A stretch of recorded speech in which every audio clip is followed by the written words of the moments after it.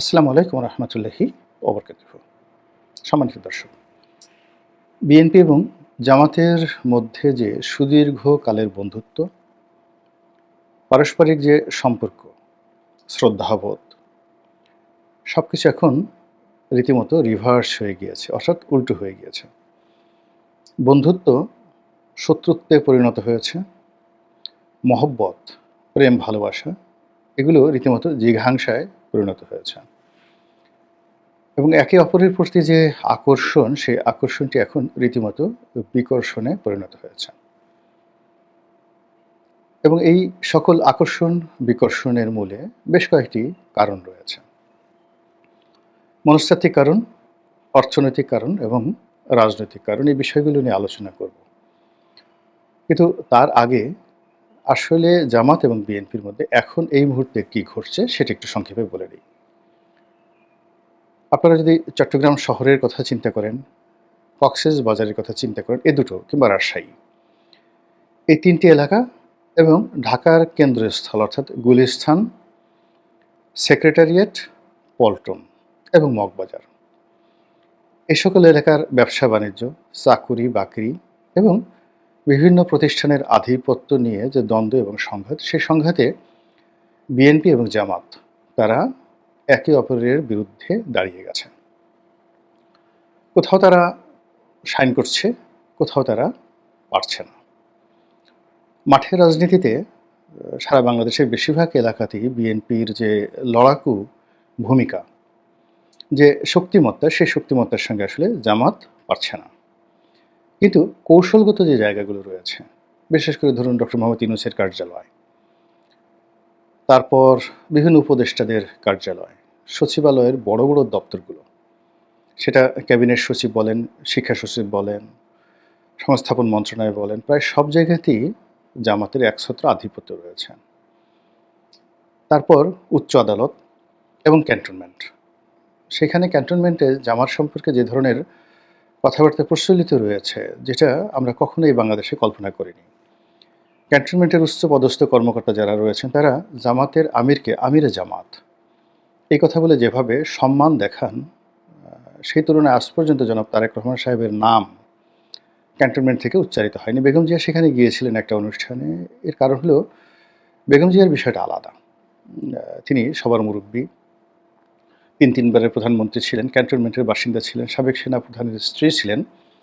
কিন্তু রাজনৈতিক পরিচয় তো এখন আসলে বিএনপির তারেক রহমান ভার্সেস জামাতের আমির।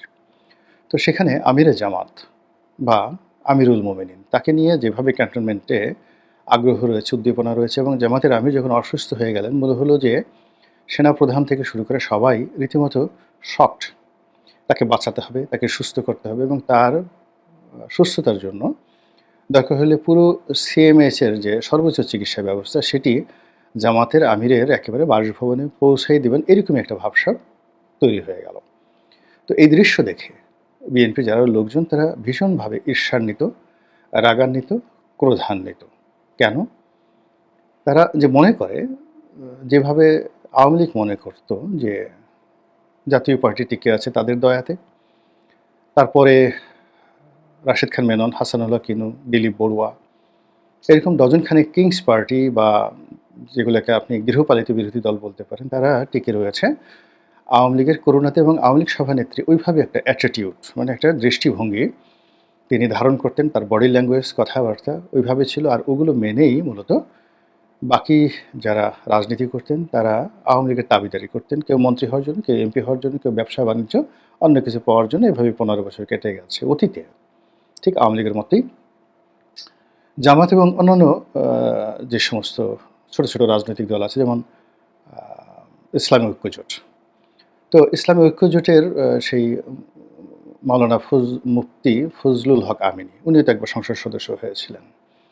তো ওনার দলসহ অন্যান্য ছোট ছোট দল, তারপর জামাত, তারা ক্ষমতার ভাগ পেয়েছিলেন বটে, তবে তাদের সম্পর্কে বিএনপির সর্বস্তরের নেতাকর্মী থেকে শুরু করে সবাই ধারণা করতেন যে এরা বিএনপির আশীর্বাদ পুষ্ট, বিএনপি তাদেরকে সহযোগিতা না করলে এরা হারিয়ে যেত বা হারিয়ে যাবে। কিন্তু জামাত যে কাজটি খুব ইন্টেলিজেন্টলি করেছে, সেটা হলো তাদের যে সুসময়গুলো, সেই সুসময়গুলোতে তারা শো করেনি। তারা ধীরে, ধীরে, ধীরে, ধীরে তাদের যত রিক্রুটমেন্টগুলো রয়েছে সরকারি অফিসগুলোতে, সেখানে বিভিন্ন সরকারি অফিসগুলোতে বিশেষ করে কৌশলগত কতগুলো জায়গা যেমন ধর্ম মন্ত্রণালয়, ইসলামিক ফাউন্ডেশন, সেনাবাহিনী, পুলিশ বাহিনী সব জায়গাতে জামাতের লোকজন দিয়ে তারা ভরিয়ে ফেলেছিল ২০০১ থেকে ২০০৬ সনে।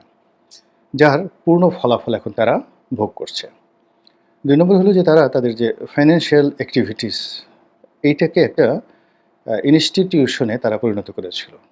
ইসলামী ব্যাংক থেকে শুরু করে আরও ইবনে সিনা, ইসলামী ব্যাংক, হাসপাতাল আর অনেক ছোট বড় অসংখ্য প্রতিষ্ঠান সহ সমবায় ভিত্তিতে জামাতের নিজস্ব অর্থায়নে সারা বাংলাদেশে তারা ছোট ছোট ছোট ছোট কোম্পানি গড়ে তুলেছিল, অনেকটা সেই যাকে বলা হয় মাল্টি লেভেল মার্কেটিংয়ের মতো। পুরোটা ওইরকম না, ওদের একটা নিজস্ব ধাস ছিল এবং এটা দিয়ে তারা যথেষ্ট শক্তিশালী হয়ে পড়েছিল, যেটি আওয়ামী লীগ জামানাতে একটা বিশেষ গ্রুপই কাজ করেছে বা ইন্টেলিজেন্স গ্রুপ কাজ করেছে জামাতের এই ব্যবসা প্রতিষ্ঠানগুলোকে ধ্বংস করে দেওয়ার জন্য এবং তারা সেটা সফল হয়েছে।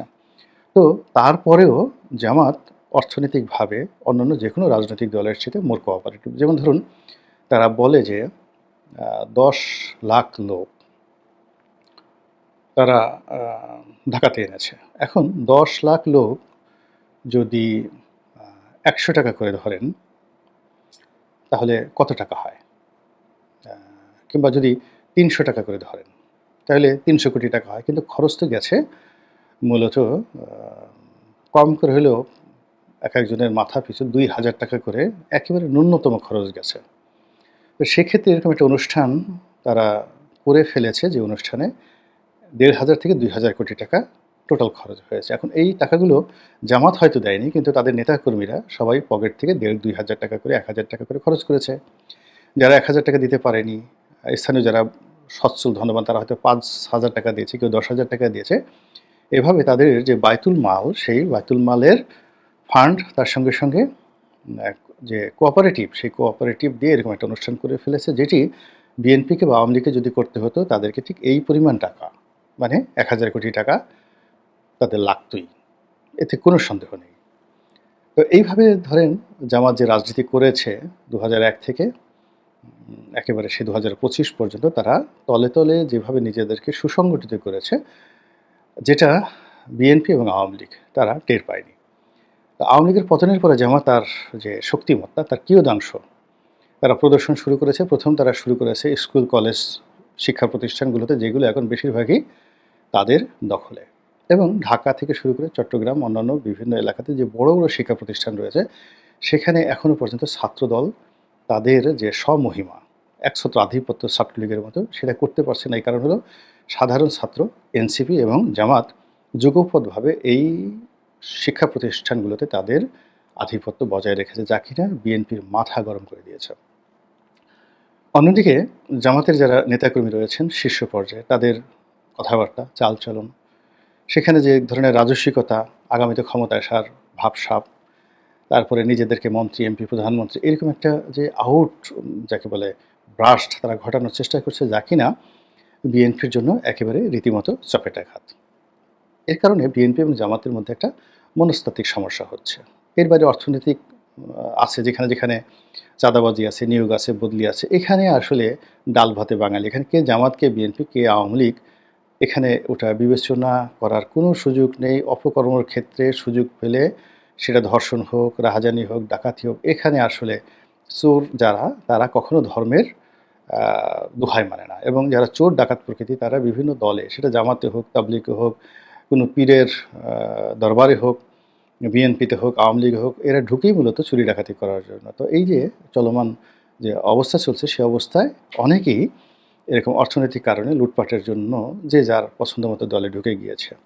তো সেই দিক থেকে এই সকল বিষয়াদি নিয়ে বিএনপির সঙ্গে একটা মনস্তাত্ত্বিক, অর্থনৈতিক দূরত্ব তৈরি হয়েছে। এবং সর্বশেষ যেটা রাজনীতি, সেই রাজনীতিতে সবাই চায় যে আমাকে একটু প্রিভিলেজ দেওয়া হোক, আমাকে একটু পাত্তা দেওয়া হোক। তো বাস্তবতা হলো যে এখন জামাতের অন্তত ১ ডজন নেতা, এমনকি ধরুন একেবারে তরুণ নেতা ডক্টর মাসুদ, তো দক্ষিণ ঢাকা দক্ষিণ সিটির তিনি সম্ভবত আমির অথবা সাধারণ সম্পাদক, মেধাবী, খুবই আবেগপ্রবণ বক্তব্য দেন, এবং বর্তমান জামাতের যুব রাজনীতিতে খুবই আলোচিত, এবং জনাব 2-3 জন, জামাতের 2 জন ধরুন, আব্দুল্লাহ তাহের জামাতের সাধারণ সম্পাদক, গোলাম পারওয়ার এবং জামাতের আমির যিনি আছেন, এই কয়জনের পরে যার নাম সবচেয়ে বেশি উচ্চারিত হয় তিনি হলেন ডক্টর মাসুদ।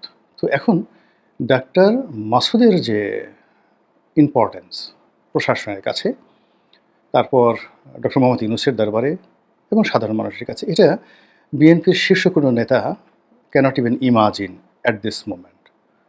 তো এই দৃশ্যগুলো যখন দেখে, আলোচনা হয় বা পাবলিক যখন রেসপন্ড করে জামাতের নেতাদের সঙ্গে, সরকারি কর্মকর্তা, পুলিশ, আনসার, ডিসি, এসপি সবাই যখন রেসপন্ড করে, তখন রাজনৈতিকভাবে জামাতের গুরুত্ব বেড়ে যায় আর রাজনৈতিকভাবে বিএনপির গুরুত্ব কমে যায়। এই কারণে কি হচ্ছে, উভয়ের যে ধৈর্যের বাঁধ ভেঙে গেছে। জামাতের যে আনন্দ, সে আনন্দের বাঁধ তারা রাখতে পারছে না, চুপচাপ তারা সেটা প্রকাশ করে ফেলছে।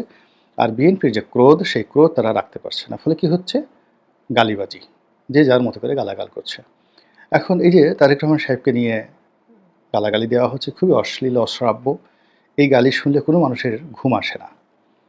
এটা তারেক রহমান সাহেব না হয়ে যদি আপনি হতেন, আমি হতাম, কিংবা ইভেন একেবারে রাস্তার যে একটা পঙ্গু প্যারালাইজড ভিক্ষুক যদি হয়, তার সামনেও গিয়েও যদি তারেক রহমান সাহেবকে যে অকথ্য ভাষায় গালাগাল দেওয়া হয়েছে, তো সেই গালি যদি তার সামনে দেওয়া হয়, মিছিল করে 10-12 জন পোলাপান, এরকম একজন শুয়ে আছে পঙ্গু ভিক্ষুক, তার সামনে গালাগালি দেওয়া হয়, তো সেই ভিক্ষুকটা কিন্তু বসে থাকতে পারবে না। সে রেসপন্ড করবে, সে পারলে কামড় দেবে, তার যদি সামর্থ্য থাকে শরীরের সর্বশক্তির দেশে উঠে দাঁড়াবে, তার কোনো অঙ্গ প্রত্যঙ্গ যদি, সেটা হাত হোক, পা হোক, সচল থাকে, সেটিকে দেশে ইট মারবে, এবং কিছু না হলে সে থুথু দিবে, কপ দিবে, আর অকথ্য ভাষায় গালাগালি করবে। এর কারণ হলো তারেক রহমান সাহেবকে যে গালাগালগুলো দেওয়া হচ্ছে, এগুলো বাংলাদেশে আর কখনো হয়নি। ফলে এই যে যারা গালাগালি দিচ্ছে, ধরে নেওয়া হয় যে তারা জামাতের মদতপুষ্ট, জামাতের লোক, জামাতের স্লিমিং পার্টনার ইত্যাদি নানা কিছু, কিন্তু ব্যাপার হলো গালাগাল হচ্ছে, এবং এটা রেসপন্ডে আবার তারেক রহমান সাহেবের যে দল, তারাও গালাগালি করছে।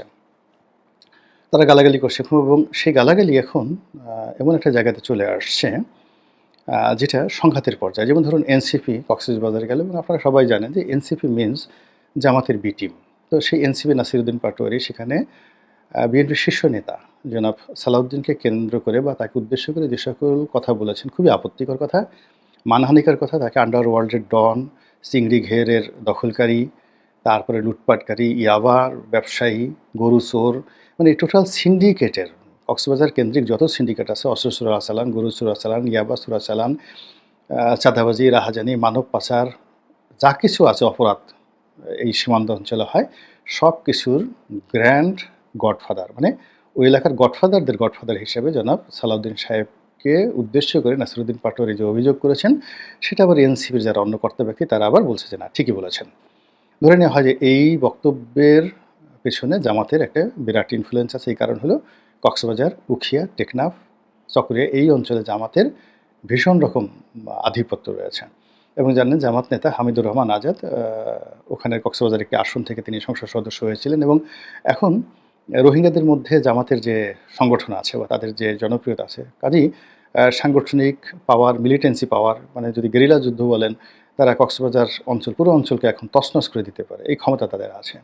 তো সেখানে ওখানে যারা বিএনপির কর্তা ব্যক্তি, ভালো জনপ্রিয় নেতা রয়েছেন, প্রেজেন্টেবল রয়েছেন, তাদের সবাইকে ট্যাগ দেওয়া হয়েছে, কেউ বাদ যাচ্ছে না। তো এটারই একটা বহিঃপ্রকাশ হলো কক্সবাজারে, সেটা একেবারে হানাহানির পর্যায়ে চলে গেল। আর ওটার জবাব দেওয়ার জন্য বিএনপির যারা লোকজন আছে তারা এনসিপির প্রতি আক্রমণ করার চেষ্টা করলো, এবং ওটা ঢাকা পর্যন্ত এগিয়ে এলো। ঢাকাতে বিএনপির যারা নেতাকর্মী তারা জামাতের আমিরকে গালাগাল করা শুরু করলো, এবং যেটি অভিযোগ করলেন ডক্টর মাসুদ, সেটা হলো মাইলস্টোন কলেজের এই ট্র্যাজেডি পর সেখানে জামাতের আমির গিয়েছিলেন, এবং সেখানে নাকি ছাত্র দলের ছেলেরা তার সঙ্গে খুব অসৌজন্যমূলক আচরণ করেছেন। তারা বলছে, মাসুদ সাহেব যেহেতু বলেছে অসৌজন্যমূলক আচরণ, তো বুঝেন সেখানে হয়তো তারেক রহমান সাহেবকে যে গালি দেওয়া হয়েছে, ওই ধরনের গালি দেওয়াও হতে পারে। কি বিশ্রী একটা ব্যাপার, চিন্তা করেন তো। তো ওই ধরনের একটা গালি দেওয়া হতে পারে, কিংবা তুই করে ধর ধর ধর, রাজাকার রাজাকার, আলবদর আলবদর, আশামস আশামস, তারপর রাজাকারের বাচ্চা, এই সমস্ত কথাবার্তা এখন বাংলা ছাড়, বাংলাদেশ থেকে চলে যা, পাকিস্তান চলে যা, তুই করে, এই ধরনের কথাবার্তা এখন মাঠে অহরহ। পরবর্তীতে জামাতের আমির স্বয়ং তার যে ভেরিফাইড পেজ, ফেসবুক পেজ রয়েছে, ওখান থেকে তিনি বলেছেন যে না, এই ধরনের কোনো ঘটনা ঘটেনি। কিন্তু আগেই বললাম যে জামাতের খুবই গুরুত্বপূর্ণ নেতা ডক্টর মাসুদ। তিনি যেহেতু অভিযোগ করেছেন, অবশ্যই সেখানে ঘটনা ঘটেছে।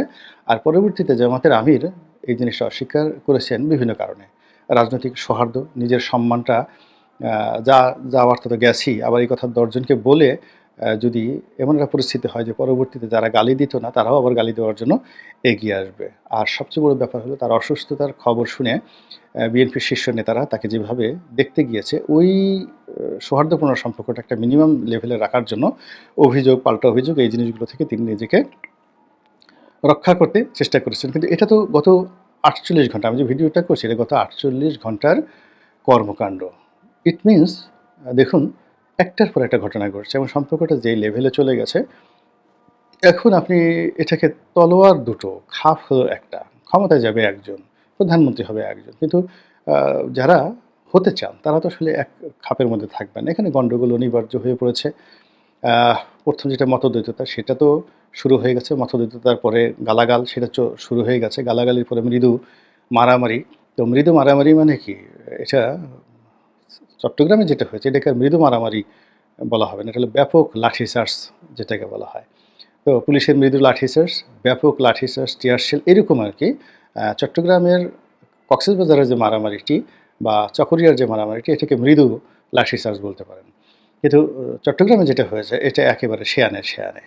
এখন ঐরকম একটা ঘটনা যদি ঢাকা শহরে ঘটে, বরিশালে ঘটে, সিলেটে ঘটে, আপনি বোঝার চেষ্টা করেন যে পুরো রাজনীতির যে ময়দানটি এটি এতটা অশান্ত হয়ে যাবে যে ডক্টর মোহাম্মদ ইউনূসের পক্ষে তো দূরের কথা, কোনো রাষ্ট্রের অর্গানের পক্ষে এখন সেটা আর যাকে বলা হয় সামাল দেওয়া সম্ভব নয়। কাজেই আমার আহ্বান থাকবে যার, যার অবস্থান থেকে সবাই যেন ধৈর্য ধারণ করেন, পরস্পরের প্রতি সম্মান জানান এবং গণতন্ত্রে বিশ্বাসী হন যে আমরা জনগণের জন্য কাজ করি, জনগণই আমাদেরকে পছন্দ করবে। এর জন্য কোনো কূটকৌশলের দরকার হবে না। মহান আল্লাহ আমাদের সবাইকে হেদায়েত দান করুন এবং হেফাজত করুন। আসসালামু আলাইকুম ওয়া রাহমাতুল্লাহি ওয়া বারাকাতুহু।